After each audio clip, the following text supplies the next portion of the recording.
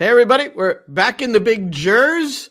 New York City has returned with a point from Los Angeles, and now it's on to the Subaru Park place, where that Eastern Conference semifinal a year ago, New York City recording the big upset. Well, they go back there on Sunday. Pascal Jansen held in high esteem by MLS executives. We'll look around MLS, CONCACAF Champions Cup, US Men's National Team, probably some other stuff too. Welcome back on NYCFC Views Live. Turn up your volume. Because you're about to listen to The Sick Podcast. NYCFC Views. Collins approaches the shot, and New York City wins the first MLS Cup on their first try, and they're going crazy. Tiene tiro y gol! Gol! New York City es el campeón de Major League Soccer! The sickest New York City FC podcast. It's gonna be sick. Yes, it is. All right. There's Roberto Abramowitz. I'm Glenn Crooks, New York City FC radio commentary. I have something to tell you. Yeah. So you know that my Twitter was hacked last week, right? Yeah, I don't really care, but yes. No, you should care. You should care. No, and this I is care. why you should care. All right. You were blocked. They blocked you. No. Whoever hacked me blocked you. I'm like going on here trying to go and retweet this, share this so more people have it, and it wasn't appearing on mine. I was like, okay, I'll go retweet yours. And guess what? It was like, nope, blocked. But you've been unblocked now, Glenn. I love you back. I'm back following you now. Oh, I thought you meant my whole thing. I'm sitting here looking here. Have I been destroyed? But because I went online for you on your Twitter and put a reply in, Roberto really isn't involved in crypto. Please, he would never buy a car that way. So leave him alone. And they blocked you. They were very pissed at you, Glenn. They blocked you. By the way, I have a much nicer car than that they were saying. I mean, at least that. Yeah, I'll go for that. I've got the Wonder Bar in Asbury, New Jersey. Very nice. I just got a really cool mug. Hold on. Somebody sent this to me. I have no idea who. Well, the one thing I want to say about this is we recently we've met our one of our new members of the communications department. Her name is Gabby, and it turns out her father's a musician, and he's played at the Wonder Bar in Asbury. So I thought that is cool. Really cool. So today, I got this Amazon package, and I haven't ordered anything there, but this came in. You should be ordering my book. I have a signed copy. Okay. So somebody forged it for me. Anyway, somebody sent me this, and doesn't say who. That is but wild. Basically, it says I have earned the right to do whatever I want. So there, and I have a copy, and it's signed. And there's a nice little foreword or something there. I think we've talked about that before. Well before 69, are you permitted to maybe just do whatever you want? I'm just learning this now. If it wasn't for that 69. cup, I probably still wouldn't be doing it. All right, so we have New York City opening with a 1-1 draw. We got a lot to cover here. Look at I've got speaking of books, I almost have a book to cover tonight, but we need to try to get off at 7:00 so we can all go scout Philadelphia. Another CONCACAF Champions Cup game. They seem to be continuous. I love it. Every night there's something, and I love it. So they play at 7 tonight. Yep, against Defense Force. They're up 5-0. I mean, I can't. Their lineups might be out already, and actually they are. It's not.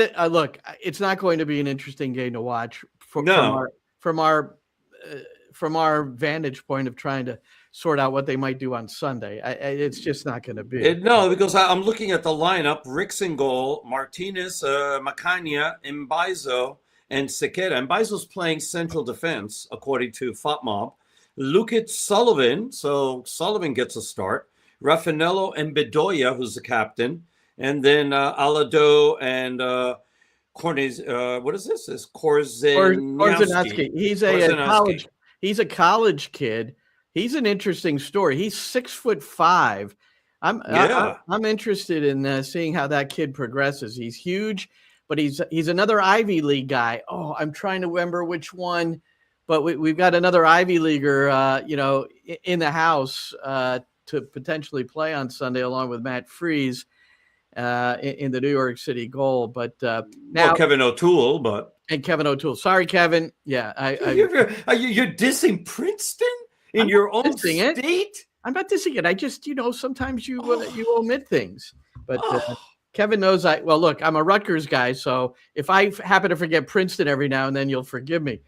Wow. So this Abdolo, is that the way it's pronounced? I haven't done my homework yet. How's it read? No. Alado. Aladoh. Aladoh. Well, you don't have to do your homework on him because he was red carded in the opener against DC United, so he will not play. And this is a guy that's come in to try to help make up for Michael Uwa being absent, Tiber Rebo. Philadelphia has lost a lot. I was going to say Philadelphia for a little later, but maybe we can kind of lean on this a little bit more. They, like you said, they beat Defense Force 5-0 in the CONCACAF Champions Cup. Yeah. They lost to DC United 1-0. And guess who scored the goal for DC United? Yeah, Tiber Rebo did, and then he went and he celebrated. Well, let's look at that. He did. And I want to ask you about that. So, Jimmy, play the Tiber Rebo celebration here, would you? We could talk over this, Roberto. All right. And Jimmy, are you there? Jimmy. We have this Penalty. for Rebo. No, that's not it. That's not it. Jimmy, I'm going a little out of order, but we're going to Tiber Rebo. There he is. All right, we could talk over this, Roberto. So here he is on the left. Nice goal. Now, a lot of times when a player leaves a club and then scores for the next club he plays for against his old club, they decide not to celebrate. Yeah. They mute it. Now, I mean, I could understand it almost if it's like in the 93rd minute and they're just about to blow the whistle. And, at that moment, it's the 23rd minute of the game. What are you doing, dude? Well, no, there's Matty Lawrence believes he should, what he said, and I agreed with Matty to a point because I generally don't want to, you could kill it now, Jimmy. I generally don't want to, I don't want the guy celebrating against his former club, but especially if he's been there a long time. So Barribo's not like a fixture with the Philadelphia Union. He was their leading scorer, and he was an important part of their team. So I don't know. A couple of years. I go both ways on it. I think the classy thing to do is not celebrate it. I think that's agree the classy to do. And so, like Philadelphia, you were talking about all the players that left, and it's quite a few. So center midfielder David Vasquez, Tiber Rebo, Jacob Glesnes, who started against New York City for LA, Kai Wagner, who's now with Birmingham, Oliver Semley, who went to Lexington. That doesn't seem to be a good move. No, Semley. No, hold on, Roberto, please. You're just reading a list. Semley is a terrible goalkeeper. Don't put him in there. That's not a significant loss. So don't just read a list. I'm just saying all the players that left. If he's good or not, it doesn't matter. Yes, Semley wasn't great. Isaiah LaFleur went to Nashville. Michael Uwa went to Midland. And Neil Pierre, probably a favorite of yours, went to Lyngby. No, look, Kai Wagner, Michael Uwa, Tiber Rebo, those are the huge losses, and Jacob Glesnes. Just four. Don't talk about any of those other ones, please. But those four, in many ways, up the belly of the team as well. And then Wagner, he was the best left back in MLS. So, yeah. I mean, that's up for debate, I suppose. But as far as he's up there. He is, he was awesome, and he was so massive for them. Yeah. So, because teams had to game plan for Kai Wagner. Imagine you have to game plan for a left back. That's pretty good.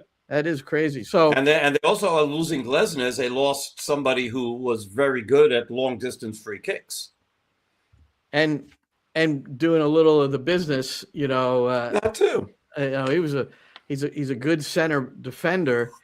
So Alota has the red card. Now I've got Ezekiel Alota is his name. That was in the 58th minute. He's a club record signing, $4.5 million.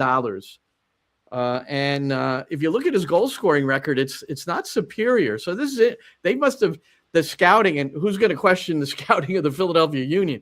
But they must have seen something in this kid in terms of being able to put the ball in the back of the net that hasn't really shown itself consistently on the professional level. But he's a young guy, and we'll see how it goes. Do you want to pronounce the name of his former team, or shall we just let that go? What was his former team? Shoot. Broma Poskarna. What league? Sweden. Oh, they're in Sweden? Oh, I don't know. Okay, I don't know if you could see this. What, are they top tier? I don't know if that's even top tier. It must be, though. Yeah, I don't know that. I don't know that. You know, the other team I don't know, Roberto, it's the first time I've ever seen this team's name written out, and it's a team called Noah.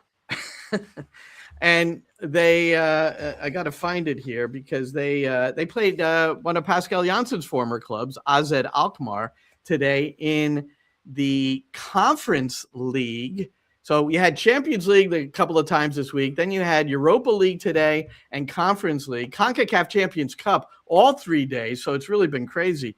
But Alkmaar beat Noah. And my first thought was, boy, I really felt bad for Noah. It's 1 against 11, you know? I mean, but it is FC Noah, and they are from Armenia. I have never heard of them before. So okay, well, that's good. And so Alkmaar won and advanced to the round of 16 there.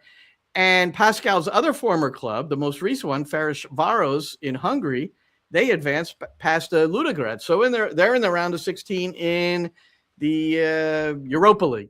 So there you go. So got Pascal. Awesome. Yeah. Now Pascal, I've got a couple of clips from him because if we go back to the 1-1 draw against the LA Galaxy, well, first let's do this. So Jimmy, now we're going to play Roberto calling this. He had to.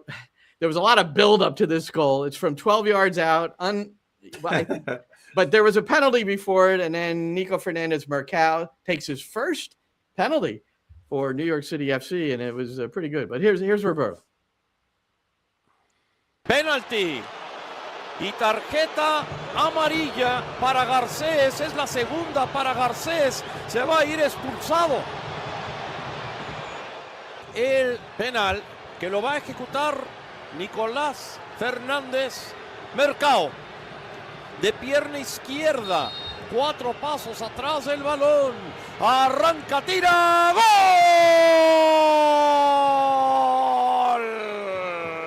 New York City empata el partido.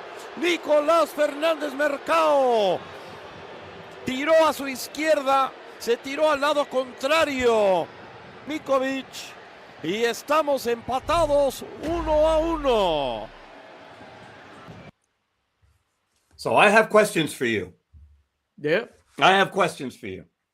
All right. What did you think of the VAR decision?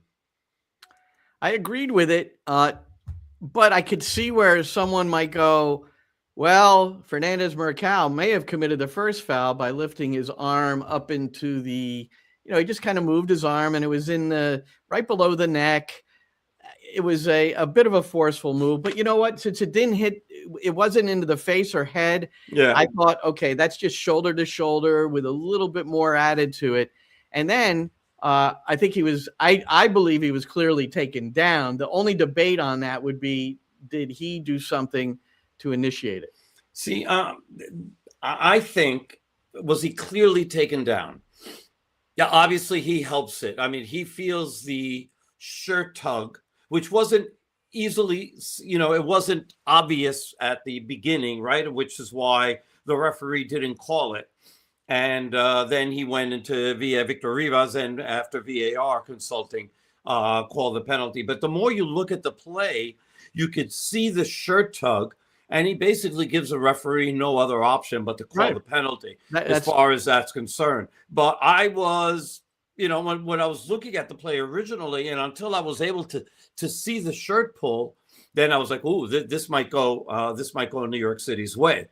And VAR did well. I thought that VAR they looked at it. They looked at it from the right angles, and they had enough evidence to be able to call a penalty there. So, but it was good. They have another question about. So now I have a second question for you because I'm not the only one. Can you put this up, KP 8955? It's the latest one, the latest comment. There we go. It was late in the game. It was like, I think, post 90th minute.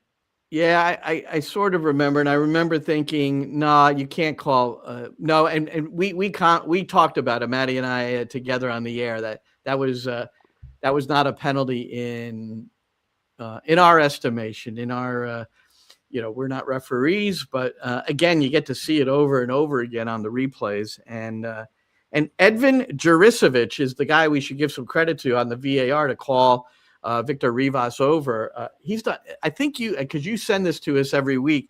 I think it was his 258th time in the video assistant referee booth. So that's pretty good. And he's got 80% of the time when the referee goes over, the call is going to get changed. I think there are statistics on that. So all good. Pascal, I mean, as far as Nico Fernandez-Mercado, I'll call on him anytime to take a penalty. That was a confident finish, man. You know that you might not remember it, but in I think it was the Charlotte game in the playoffs, he took a penalty and he missed it. So he had missed one of his penalties last year in the shootout. Oh, last year? Yeah. Oh, I looked at this year. I didn't go far enough back. I looked at this year. No, last year no penalties Charlotte. Taken. No, last year against Charlotte. No, I looked it up and he hadn't. But I'm not. It's okay. I'm not going to go too crazy. I believe he missed. I remember him missing one. I think it was there. Somebody will correct me if Sean's around. No. The penalty shootout was in the Yankee Stadium or Citi Field. Yeah, it was at Yankee Stadium. So why is I calling this a preview? All right. Well, again, it's not. Are they going to be able to come up with this or what? Oh, well, this is pretty. Okay. FOTMob doesn't have it right now. So I looked down the list, and are you sure it was Julian Fernandez who missed, not Nico Fernandez-Mercado? Well, let me see if I can find this here. Because remember, Julian Fernandez, it was a huge moment. He could have ended the series there rather than have it go back to Charlotte. And let me see. I'm trying again. Alonso scored. No, I guess so. Alonso Martinez scored. Aiden O'Neill scored. Thiago scored. Julian missed. Hack scored. Hannes scored. Raul scored. And Ojeda missed. So it wasn't there. I think you said Alonso Martinez. I don't think that's. Yeah. No, that's not possible. He wasn't around. So did he miss that game? Let's keep going, Martinez. Man. They have Martinez playing in that game. I think that after that series is when he got hurt. He got hurt after that series. He played that series. And he did. You're right. Series, oh my God, he got hurt. And I'm on to 2026, baby. That's right. You really are. It was the international break, and I'm trying. Of course, they didn't play against Philadelphia. No, they have an international break in between the playoffs, which of course is probably ludicrous for me. The biggest reason why this calendar change works well, because you're not going to have these kind of interruptions. Well done, Roberto. Let's move on because we just should. So it's 1-1. I thought. One of the moments in the game that I think we should acknowledge was the MLS debut of homegrown Drew Baiera, who came in for Tavon Gray, who, as we listened to Pascal Jansen's post-game comments about Baiera, we learned a little bit about Gray. Here's Pascal on Drew Baiera. Drew has had a very strong and mature preseason this year. Obviously, we created a new pathway for him with Micha Ilinic going on loan and having Drew step in and compete with Tavon. Tavon was under the weather for 2-3 days this week, so we were hoping that he was able to start, and that was the case. But we had Drew coming from a strong preseason to back him up, and once it was his moment, he showed that he can.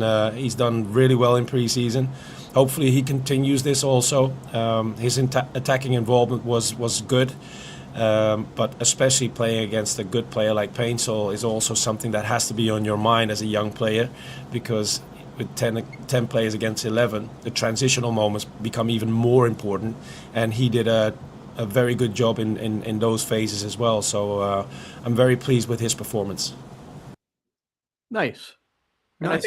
I think we all were. We were, but we had no idea, because they're not going to tell us this stuff, that Tavon was.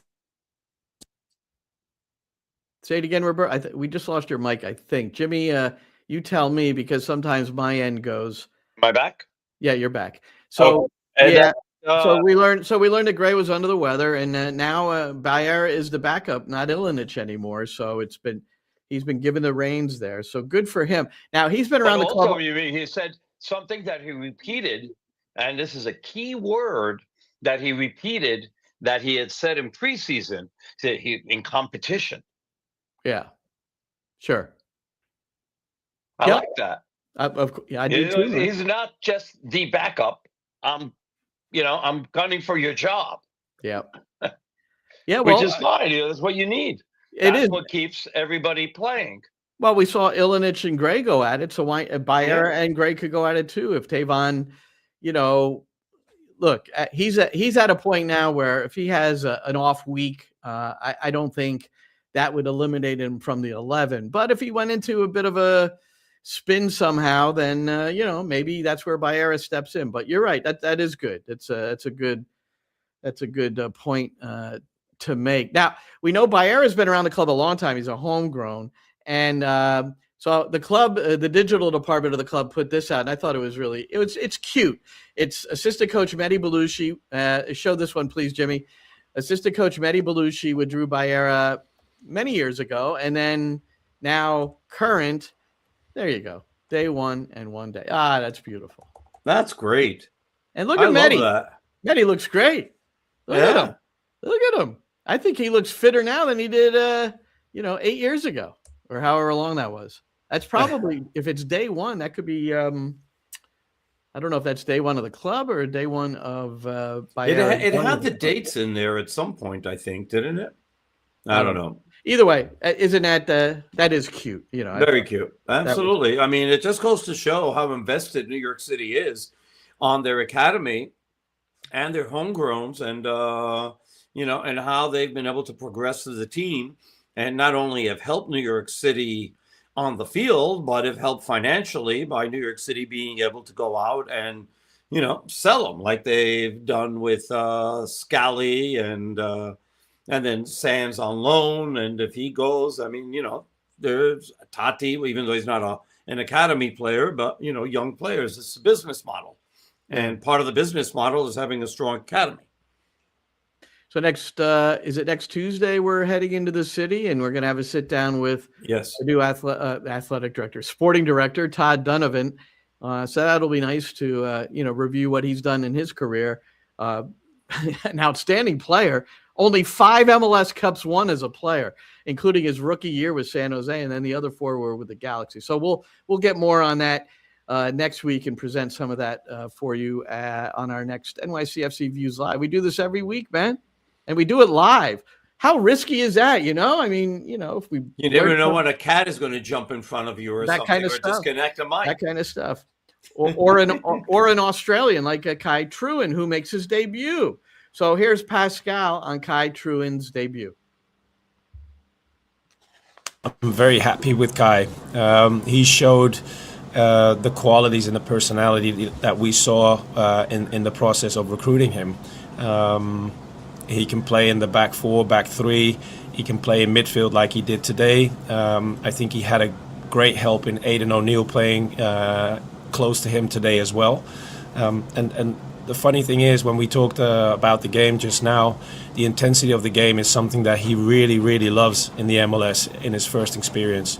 However, he needs to be aware of the moments that, like he got the yellow card today, is something that he needs to get under control, because playing aggressive and playing the pressure like he likes to do is one thing, but you also have to be ready on your feet in order to make sure that you're ready for players like Peck or Justin Haak that can get by you with a single move, and you still have to be good on your feet. But overall, his performance was quite impressive for the first time. Wait a second. He talks about two people. He talks about two people who could beat him off the dribble. Gabriel Peck and Justin. Wow. Well, he's in the midfield, and that's where Trewin was. So that's what he's talking about. I know that, but I mean, but Peck is in on the midfield. But it's to have Peck, okay, and Hack in the same sentence talking about the exact same thing. That's pretty damn complimentary. And Hack playing his first game against his former club in his first game for the LA Galaxy, starting in the midfield. And then he found Tavon Gray afterwards, and they had a nice photo together. Both New York City homegrowns, Gray from the Bronx and Justin Hack from Brooklyn. And Jimmy, put that photo up, please. There you go. And isn't that nice? Very nice. Yeah. Good friends, and always good to see Hack. And this is what happens in professional sports. Players move from one team to another, and you compete to win, and then you give them a hug afterwards. That's the way it goes. That is the way it goes. All right. So I love this. Audi Field was the host of the Philadelphia 1-0 loss to DC United on opening day. And Audi Field, so we know the Athletic does this. I think this is the 4th or 5th year they've done it. They do an anonymous survey of MLS executives, like sporting directors or chief soccer officers. And 22 out of the 30 clubs accepted their invitation to answer questions. And the first one this for Yankees, this is like a big win for Yankee Stadium. The voting of the worst soccer-specific stadium in the league. Now, Yankee Stadium makes the list, even though it's not a soccer-specific stadium. But Audi Field was number 1. Oh, excuse me, number 3. Forgive me. BC Place was number 1. And again, that's also a football stadium. Gillette was number 2. And maybe I put soccer-specific stadium in here. Maybe it wasn't. But no, it's just all stadiums, yeah. BC Place, Gillette, Audi, and then Yankee Stadium comes in 4th. And they've got it right with the first 2. Those places are atrocious. I'm surprised. The field, I was watching the game from Vancouver last night. That field was in really bad shape. They need to do something about the field there. Well, I mean, it's probably going to be turf again, but they've got to put better turf in. That it was so uneven. It was easily seeable on TV how uneven that surface was.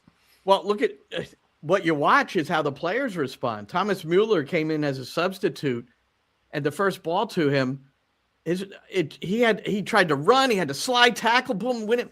It was all because of the surface. And tough to watch a game there, tough to watch a game at Gillette, tough to watch a game at Seattle. I don't know where Seattle came on this list. I wonder if I have it in front of me. I do have it in front of me. They aren't even in Seattle's not in the top. Yeah, and the question was, Roberto, the worst stadium. I don't know why I put soccer specific. What is the worst stadium in MLS? BC, Gillette, Audi, Yankee, Toyota Stadium, Dallas, Dick's Sporting Goods at Colorado. Well, that's because it's being redone right now. BMO, no, they're talking about the playing surface. BMO Field and PayPal Park. The playing surface? Is that the only thing they're asking about? No, they're talking about worst stadium. They're not going to vote Dallas as the worst stadium because it's under construction. That's just what's happening. I can't imagine an executive giving them a vote because they're under construction. That's ridiculous. I'm talking about if they're asking me, I'm talking about surface. That's what I would. Is that the only thing? I mean, we have a perspective of a reporter and of a broadcaster of why we hate Audi Field. I was explaining this today to Oliver Strand. We had a conversation about something else earlier today. He's doing an article about tourism, which is going to be very cool. And I was telling him about Audi Field and how poorly designed that place is. Oh, with the sunshine. Yeah. Not even the sunshine, just the fact that you've got to come in through the south side of the stadium and you got to walk all the way to the north side to take an elevator to go upstairs. And then you have to walk all the way to the south side of the stadium again to get into your fishbowl booth. that is behind press row that's all enclosed in glass. And then to go to the locker rooms, you got to go all the way north to go down the escalator to go all the way south to go into the locker room. I mean, it was designed, it was just horrific. And it turns out that the people who designed it were populous. I mean, they have a lot of experience. And then what you just mentioned, which is also horrific, which is how do you place a press box and TV cameras facing the setting sun? What are you doing, as somebody on TV might say? I'll take it to the sporting side. How many times have we done a day game there where the winger on the near side of the field where we're broadcasting from, yeah, we're looking into the sun, but so are the wingers. How about Wayne Rooney, like putting his hand over his eyes to shade them so that he could see the ball being changed so he could chest it down properly? I mean, that too. No, I agree with everything you just said, and that's a part of it too. So maybe it was so. Here, I'm going to go through more of the list. Here's the question: what was the best coaching or front office hire of the offseason? David Lee of Sporting KC, the new sporting director, he got the number one pick, the most votes. And Todd Donovan also got a vote to be in the top 10, the new sporting director for New York City FC. So David Lee getting props from his fellow executives. Who is the top head coach in MLS? Here we go. Jesper Sorensen was dominant in receiving the most votes. Number 2, Pascal Jansen, New York City. But is that top head coach or top new head coach? Who is the top head coach in MLS? Okay. All right. Jesper Sorensen, Pascal Jansen, and coming in third was Greg Berhalter. And nobody else got more than one vote. So pretty interesting there. Who is the most underrated coach in MLS? Mikey Varis got 5 votes. Pascal Jansen got 4 to finish second. Wow. So Pascal Jansen has drawn a lot of respect in this league. And it's people who are in the know who are observing how this New York City Football Club plays. And so props to our gaffer, our profe. Yeah. I mean, I was looking back at, some of the things from last season, and it's just really outstanding to see that 4 new coaches were in the semifinals. Yeah, that is great. That is great. Okay, you got Mascherano, Varas, Sorensen and Pascal. Yep. No, and then Mascherano winds up winning it all. So yeah, nobody's beaten that. No, that was a fantastic part of the story last year. 4 first-year coaches getting into the semifinals, and they all 4 of them did a fantastic job, including Mascherano, who we certainly had questions about coming in. Really hadn't coached club soccer at this level. I mean, he hadn't been a head coach in club soccer before. He worked with the youth national teams in Argentina. So that's and wasn't very high regarded and was not well thought of coming in. But he proved a lot of people wrong, and you got to give him credit. Now, this CONCACAF Champions Cup, Roberto, FC Cincinnati smashed O&M FC. Some of these clubs, again, another one I had never heard of, but they'll play Tigres next. They won 9-0, 13-0 on aggregate. That's you talking about changing categories. A team from the Dominican Republic versus a team from one of the top teams in Mexico. All right. Yeah. So there you go. Exactly. Vancouver 2, Cartagines. No, Cartagines. Vancouver will next play Seattle. Vancouver won that one 2-0, and that was 2-0 aggregate. That was a bit of a struggle for them. The Galaxy really had a struggle. Yes, they did. Joseph Paintsil, who you referred to earlier, along with Justin Hack, is somebody Kai Trewin really needed to defend well. Equalizer to get them through on goal differential. So CONCACAF Champions Cup has goal differential, while the Champions League, Europa League, Conference League do not. So away goals count. Yeah. So that's the reason they went through. They had a goal last night. Paintsil scored it, but he was offside. I had an issue with the broadcast. I was watching in English, and they didn't even address the offside when they're showing the replay. And I'm looking at it, I'm going, "Ooh, that's clear offside." And then, they didn't even address it. And then after they go through the replay, then they came back and they said, oh, wait, VAR is checking this out. And I'm like, of course they're checking it out. He's clearly offside.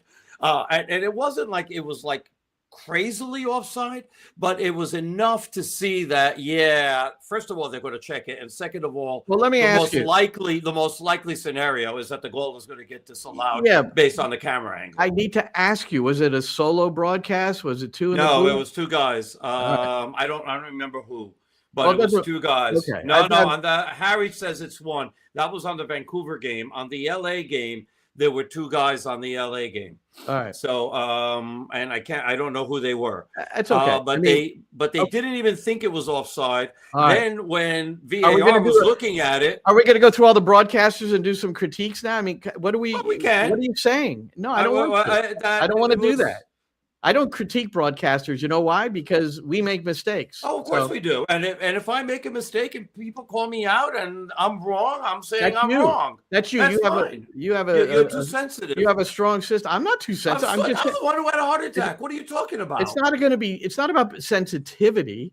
It's about respecting the fact that you're not quite sure what they've seen, what's going on during the broadcast. I know I've been looking down at times at something and look back up and go like, uh-oh. Ball's in the back of the net. How did that happen?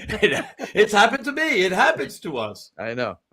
Now it happens to us. LAFC. I want to. The rest of the time, they did a great job. By the way, I want to spend just a couple of minutes on LAFC. They beat Real España, and now they play Alajuelense, the Costa Rican side, next. And in the meantime, Denny Boanga signed an extension. That was huge news because yes, it is. There were clubs abroad that were certainly showing some interest. LAFC in their MLS opener, though, played Inter Miami. So it was a marquee matchup. Son against Messi. And certainly many others were involved. And 3-0 the final at the Coliseum. So first of all, great, 75,000 plus, unbelievable. And it was Messi failing to register a single shot on goal. He didn't get a shot on goal. And then there was this chant, better than Messi, ringing around the Coliseum late in the game. Messi's most memorable moment was post-game trying to go into the referee's locker room and being saved, best save of the day, by Luis Suarez, who bear hugged him and dragged him away. So I think many people watching now have seen this. If not, you can go on my X at Glenn Crooks, and I can't believe the number of people that viewed it and had comments about it, because the general feeling is that MLS will not do anything but maybe slap the wrist of somebody like Lionel Messi, who is their calling card. Let's face it.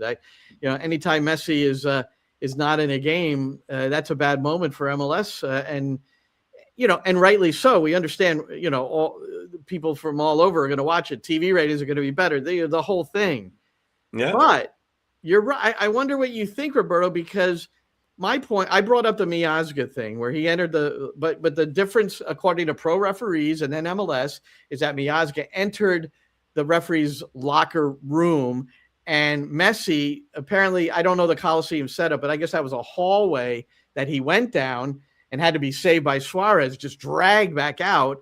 And there must be another room back there where the referees were. And he never got beyond whatever door was there. I saw the video. Somebody had a video of it, and he never got past the door. So he never confronted everybody. So Suarez really did a great job. Wait, there's a video. Hold on. There's a video from the angle looking down that hallway? There's a video that's straight on to them, and they're on the side, and he's grabbing him and pulling him, so he never leaves camera, basically. Oh, so he never entered the room. Yeah, I did. So you're not talking about the one everybody else saw, the one from a distance where he enters the room. He's walking down the hallway or the corridor, and he enters the room to our right. He turns to the right and goes down into that's the one. That's one. But I never saw Messi leave that area. That leave because Suarez jumps him and bear hugs him and pulls him back. You got to look at it again. And by the way, yes, everybody has seen that, Roberto. 130,000 on my X, which is crazy because everybody wants to see, was Messi in the wrong? And well, yeah, he was in the wrong for trying to do that, but he never got a chance to do it. He disappeared down there. Suarez had to go down whatever that hallway was or whatever leading to where the referee's room is. He disappeared. Henry Bushnell counted 8 seconds before he reemerged. From the moment he went in, it was 8 seconds before Suarez had dragged him out. I got to look at it again. You don't have to I've look at anything. something. I'm telling you. Okay. He disappeared. So maybe the angle I have is different. I don't know. But so okay, maybe not. The question to you is, because I respect your judgment on these things, is that should there have at least been a fine because he was aggressive in his effort to get to them. Okay. Yes, he was aggressive, but if he doesn't get to them, because I don't know where the referee's room is, if it's like down the hall, you go through that hallway. If he did disappear for 8 seconds, did he go into the referee's room or did he go partially down a hallway that leads to the referee's room? So Suarez saves him from going into the room. It's not a Matt Miazga situation. Could they fine him for even attempting it? Sure, they can. Is it going to make a difference considering what the fines are in MLS? I mean, you know that they're not very aggressive fine. So if they fine him $2,000 or $5,000 when he's making $55 million, I mean, it's chump change, right? You pay more for a glass of wine. But it's a statement, and maybe they could give that money to the World Cup fan festivals that have no money to do security. We'll get to that in the kicking it around. That's something else. But here's the part that I like about it. Okay, here's the part that I like about it. All right, and it's not liking it because what he did, what it shows, and this is a talking point, especially in MLS naysayers and especially my following, Latin American followers. Okay, that nobody cares what happens in MLS. Players don't care. They come here for vacation. They come here to make money, play golf, whatever it is. And we've heard all of these things. And that they don't care. They care. They care, and they care a lot. And that, if Messi didn't care, he wouldn't have cared. Messi cared. It was important to him. He was pissed that he lost. He was pissed thinking that maybe he was fouled, that he wasn't treated right. He cared. And that is important. I'll take that lesson out of that more than anything else because I think it's an important lesson. Yep. Well, here's the lesson that I think should be taken care of. IFAB is considering these rule changes that MLS Next Pro employed, Ali Curtis behind it, and then Major League Soccer used it last year, and that's the 15-second rule, where if you don't get off the field after being injured in 15 seconds, you have to sit out 2 minutes, a rule that I continue and will always say I don't like. There are statistics that Ali gave to Mike Wotaya of Soccer America saying that injury-related stoppages decreased by 72%. Okay, so there are some statistical facts that it helped maybe speed the game up a little bit. I'm not concerned about that personally. 99% of substitutions occurred in 10 seconds or less. That's the other rule. I like that rule. Get off the field, get the game going. I like that. The other one, we see players grabbing their heads when they get kicked in the shins, the whole thing, because a head injury, you don't suffer the 2-minute penalty, in the penalty box next to the fourth official. I'm bringing all this up, Roberto, because the rule, and I'm passionate about this, what Lionel Messi did, he's done now 3 times in terms of abusing officials post-game when he didn't like how it went. It was never after a victory. Let's be clear. It was never after a victory. Well, they're never going to be that upset after a victory. They forget about all these things after a victory. Well, let me finish. Yes. Let me finish. Because you don't go to 12-year-old and 13-year-old games on weekends, in different venues. When we go on a road trip sometimes, Roberto, I go out and watch a youth game. 12-year-old boys and 13-year-old boys surrounding the referees. Why are they doing that? Why are they doing that? Or because they see everybody else doing it, referee, or throwing their arms up towards the referee, or I'm automatically complaining because that's what professional athletes, soccer players are doing all the time. Messi is the greatest figure that we have, and he has set and has continuously set a poor example in terms of how he comports with the referees. I'm not talking about other things. I'm talking about what he does with the referees. I agree. The rule that IFAB should firmly put in place is that if anybody but the captain, and I know they say this is in place, no one does it. No referee does anything but admonish players that do this. The second player or third player that comes in to object, where they're enveloping the referee, you bang each one of them with a yellow. And if they do it again, you send them off. If you're playing with 7 players, so be it. And, and what Joe Macdick told me, he goes, yeah, you can't do that. You'll ruin the game. You know how many games you'll ruin the game for? 1, maybe 2, because everybody will go like, oh my God, they mean business. Yeah. We better stay away. The NHL, when it does this, okay, so when the NHL enforces rules like that, they normally enforce it a lot during preseason, and they make really strong points of it, like every single time, no exception, that they will do that. And then by the time the regular season rolls around, the players have now adapted, and then they take a small step back. So that is one way to be able to. Nope. Roberto, we just lost your mic again, so just mess with that a little bit more. But the greater point here is that we see the congratulations of these items that have helped speed up the game, and however you want to look at that, the statistics show that is what happened. I will never like the 15-second rule because that's where the referees can control the game. So whatever, okay, there's statistics there. If IFAB picks that up, so be it. We'll see what happens in the World Cup. But to me, beyond those two things is how players treat the referee, because I see it on the weekends in youth soccer, okay? Mm-hmm. And it's terrible. It is. Terrible. It is. But, two things. One argument that goes against you, sadly, is that Messi's the captain of his team. And so, he gets to talk to the referee all the time. But I understand 100% what you're saying, and I agree. The other thing that I wanted to tell you is that maybe you'll like this news a little bit, but instead of it being 2 minutes, they've cut it down to 1 minute this year. Which is what that's the Premier League does 1 minute.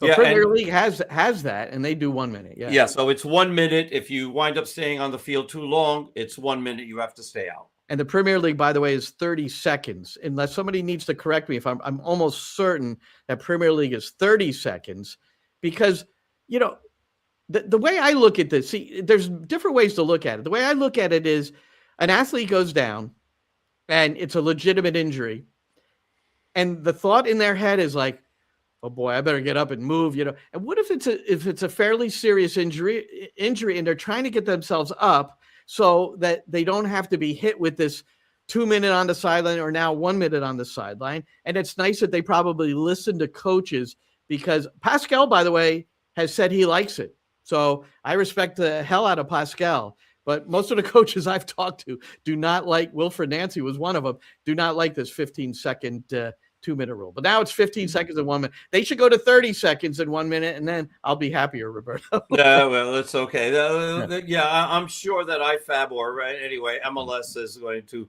do this just to make you happy. No, so you don't bitch about it on NYCFC. I just get riled up about things and like to make a big deal out of it. Now the LAFC thing, Roberto, that I wanted to share is Mark Dos Santos, who I spoke with during preseason.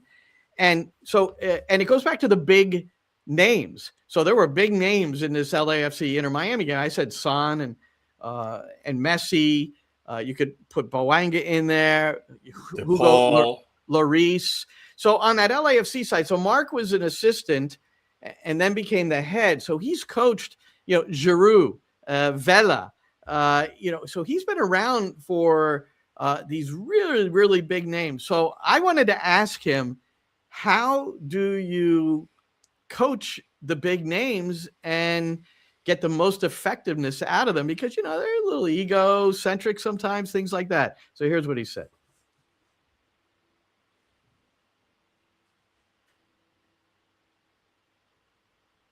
All right, Jimmy, I'm calling for Mark Dos Santos.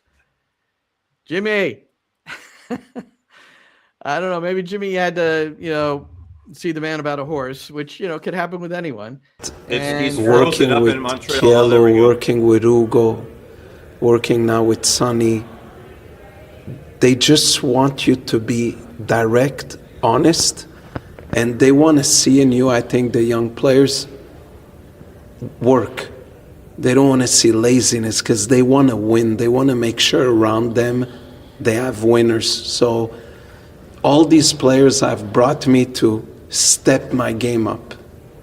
And to be around, just imagine that I'm preparing an exercise. I'll give you an example of defensive organization of our back four and our central midfielder. This is an example. And I know that day I'm going to work a back four that's going to have, I'm going to say names that played at LAFC. There's going to be Sergi, Murillo, Chiellini, and Diego Palacios, okay? And the defensive midfielder is going to be, I don't know, now Eustachio. You better be ready to go to the exercise with the right information. And if you're working with Son in an exercise, or Gareth Bale that worked with the top coaches, and you must be ready in the exercise for some questions they could ask, for some things that they see differently, and they allowed the coaching staff to step their game up. And I thought that it's been easy to deal with them because LAFC has also done an amazing job that these players, big players, are also big people, great people. I'm impressed with Kielo, with Hugo, with Sonny, the guys they are, the humility they have. So it's a little bit of both. It's great recruitment of not only getting a big name, but also a great person. well, I thought that was an impressive answer, that you have to be ready. And the preparation that Mark goes through. He told another story about Chiellini, who, when he arrived, big central defender, and they were working on defensive corners, and he put Chiellini in a zonal position because he said we did zonal and we did man marking. And he said Chiellini didn't say anything during the exercise, but after training, he pulled him aside and he said, hey, I really would like to man mark and put me on their best player. Please do that. And Dos Santos said, I'll do it. And statistically, it was the right move because Chiellini was winning everything from that point on. So, well, you know how much I'm invested in coaching. And I think coaching players like Jordan, coaching players like that and how you get the best out of them and to play within the team concept, I think is pretty interesting. So how do you handle, now I know what I would do, but how would you handle the situation like, I think it was at the end of that game where Dos Santos pulls Son out with about 3 minutes to go in the 87th minute, and Son was furious, visibly furious about it. And when he went past him, he basically didn't brush him off, but I think Dos Santos went to shake his hand, and Son just went right through him. Well, I didn't see that, so I'd have to look at it to be able to respond to that. But they'll obviously have a conversation because he's worked with him for, a year. All from the time Son came, he worked individually with him because Mark did a lot of the stuff on the attacking side under Cherundolo. So my way of dealing it was just let it go, because you understand the frustration of the player who never wants to leave the field, even in a situation like that, and wants to be there to the end and wants to always play. Again, these guys want to come and play. Yeah, but and so I understand. I know people get mad at the moment, think about it less. They all of a sudden, they're not as hot-headed and they feel bad about it, or they, it's a non-thing for me. But I was interested in yours. Well, I'm going to go by what he said on the clip. Is that where you have to have the right answers. He's going to go to Son and explain to him why he did it. He's not going to just leave it be. I disagree 1,000% based on what he just said. this is what because it's a big player. I'm not saying if it were an academy kid, he wouldn't say anything to him. I'm not saying not to say anything tactically of why he did it, but I wouldn't get into an argument with him or be upset that he was upset. Oh yeah, I can buy that. I'm with you on that one. You have to go and explain to him the reason I took you out is because I thought you were tired, or I wanted to get fresh legs in there because I wanted to be better defensively for the for the last 5 minutes. And if they gave 7 minutes of extra time, it is still Messi and DePaul and everybody, so you never know. Whatever the reasons are. I'll go back and watch because I did not see the end of the game. Actually, I have to be honest. So that was past your bedtime. It was a late game, and I couldn't quite make it. I know, but there's highlights, and Apple has the whole game up there, so that'll be good. Hey, I want to play one more Bruce because I know you love Bruce Arena, but this one is about Timo Werner. So when I spoke to him in preseason, we were talking about when is Werner getting in, and he hopes any time now. Well, he arrived yesterday, and this is what I spoke to Bruce about in terms of, when he might be ready to play. You can actually get a feel for, with the data and analytics, for where he's at physically right now, or do you really have to wait till he comes in and then your crew does that? Yeah, you have to wait and see. All athletes are different. We go overboard with data today. Everyone's a little different. In his circumstance, I think the mental approach is equally as important as the physical one. And if he has the mentality to get on the field, he has enough fitness that he should be able to do it. We tell the story a lot. Robbie Keane, when he came to the LA Galaxy, wasn't playing a whole lot then. I think there was a transfer from Liverpool to Tottenham at the time. And he played the day he arrived. And gotta like that. Yep. That's what you want. That's leadership, right? And that was the goal. That was the goal he scored too. That was the opening. That was his first game. That was the goal. I like the celebration. He still had energy for that. Exactly.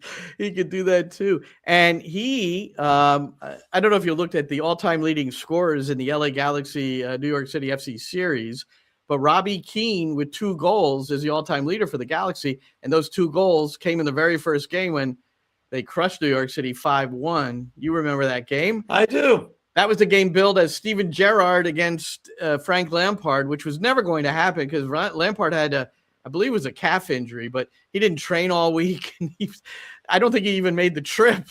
New York City basically didn't make the trip. Some, the uniform seemed to have, but that was about it. Yeah, that was a bad game. Yeah, that was a rough one. But Keane with 2 goals, and now he's the all-time leading scorer based on those 2 goals. New York City's all-time leading scorer in the series, David Villa with 4. So a couple of old-timers. Villa is being overcome by mostly it was Tati Castellanos, and now you got Alonso Martinez getting involved. And but Villa is still, when we see those stats, he still has the lead against a lot of teams. All right, let's do a really quick kicking it around, shall we, Roberto? Let's do it.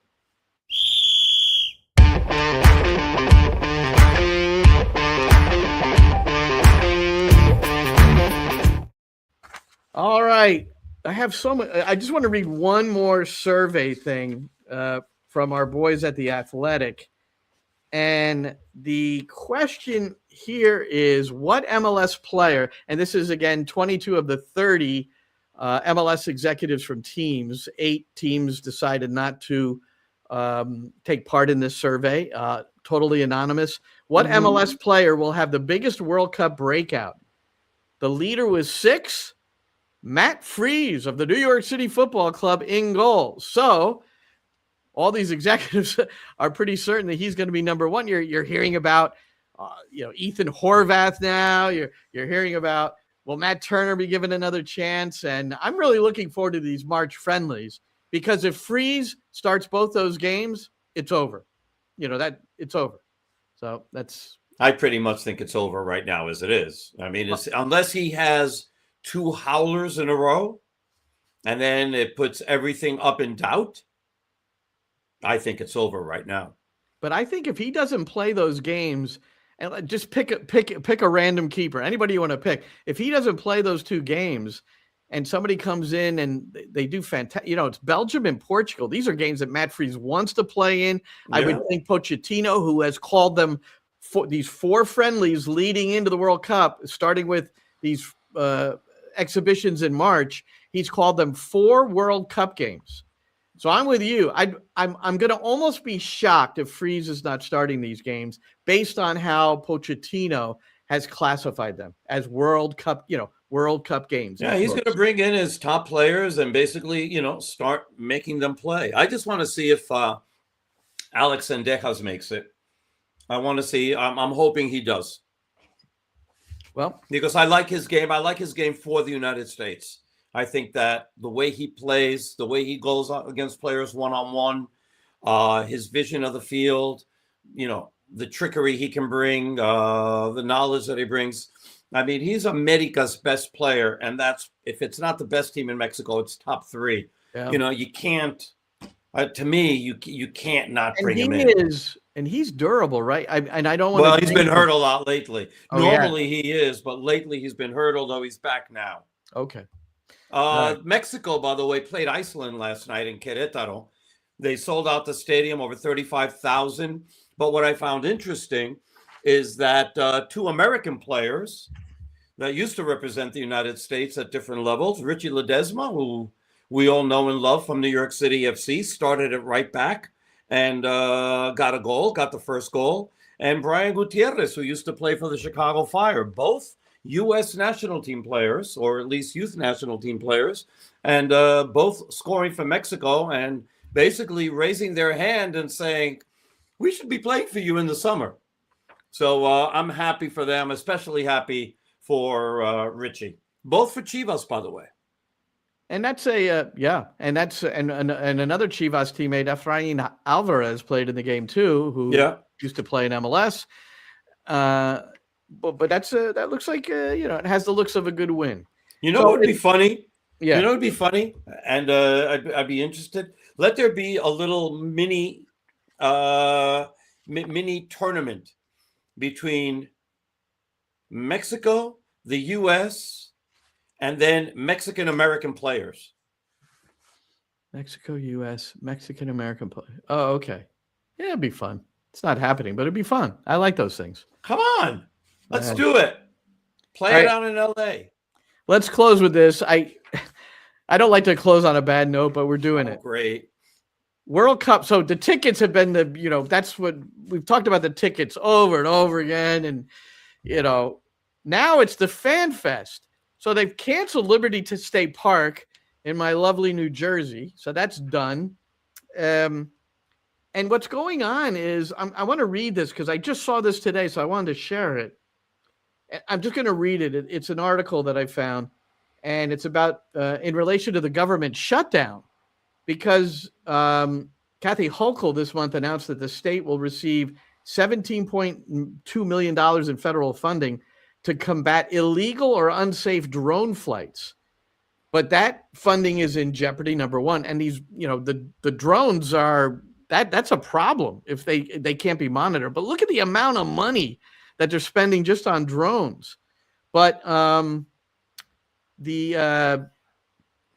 what's happening is that all the money that the federal government, $625 million, that was being earmarked towards security at all these different venues where the World Cup is being hosted in the state, is not available right now. They can't write the check.